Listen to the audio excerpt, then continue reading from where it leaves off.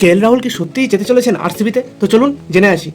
আপনারা সবাই দেখেছেন গত আইপিএলে অর্থাৎ 2024 সালের আইপিএলে কিন্তু কেএল রাহুলের সঙ্গে এলএসজির একটা ঝামেলা মতন সৃষ্টি হয়েছিল এবং এরপরেই কিন্তু শোনা যায় যে এলএসজির উচিত কেএল রাহুলকে ছেড়ে দেওয়া এবং কেএল রাহুলের উচিত হচ্ছে এলএসজিকে ছেড়ে দেওয়া। তো এর মধ্যে আবার এন্ট্রি মারে হচ্ছে আরসিবির ফ্যানেরা এবং তারা বলে যেন কেএল রাহুল আরসিবিতে আসেন এবং আরসিবি দলকে যেন অধিনায়কত্ব করেন।